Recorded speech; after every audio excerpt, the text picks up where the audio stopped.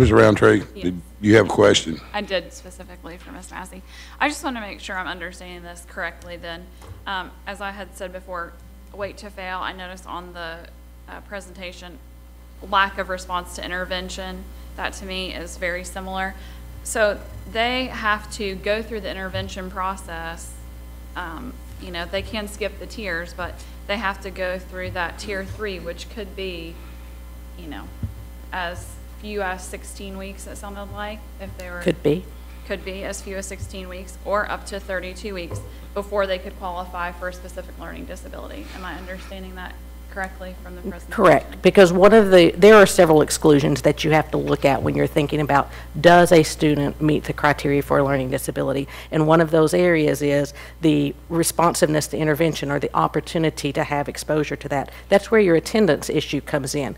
We have to look at, has a student been in school long enough, and I'm sure Ms. Bounds can echo that, have they been in school long enough to learn? We have lots of students that these principals, and I'm sure Ms. Bounds will say, if they were there every day, gosh, what could we do? But when we have kids that have consistent absenteeism, and that's where the other support services come into play, is how quickly we intervene and how quickly we get attendance plans and bring those families in to get those supports to get those kids in school.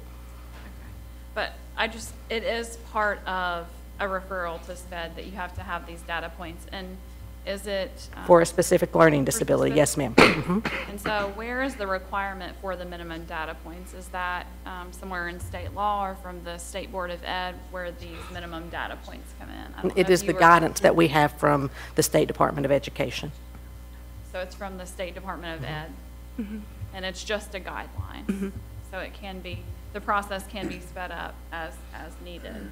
Correct. Okay, thank you. It's sped up with a reasonable number of data points that the school team is going to have to look at to make it.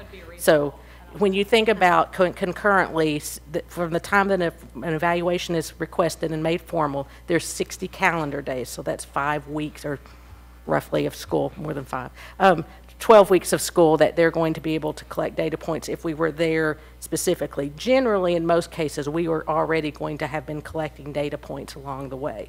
So do we have students at the end of that 60 days when that evaluation is complete? One of the questions that the assessment team is going to have to answer is, do we have enough data to say this student has had an adequate opportunity to have intervention? And so that's going to have to be a decision that's made based on the set of facts surrounding that student, what their rate of improvement is, what that gap analysis tells us.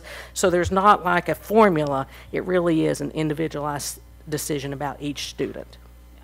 Thank you for taking the time to explain that. I just, like Ms. Bounds, I had taught an intervention group at my school previously, and had just seen kids struggle to make that fidelity in that time period, when seeing them in the classroom, really knowing that they needed some additional hands-on help, that it was, all these data points and the length of time to really get there. So making sure that we are trying to meet our goal of excellence for every child. And I think we're really, as quickly as we can, sure, they need that help. And I think one of the really critical components is every year we've been improve and grow the numbers of and types of interventions that we're utilizing. For example, our SPIRE in Tier 3, we really are seeing great outcomes from that program. That's not going to catch it for every single student, but it certainly is making a huge impact, as Dr. Kirk's numbers reflect.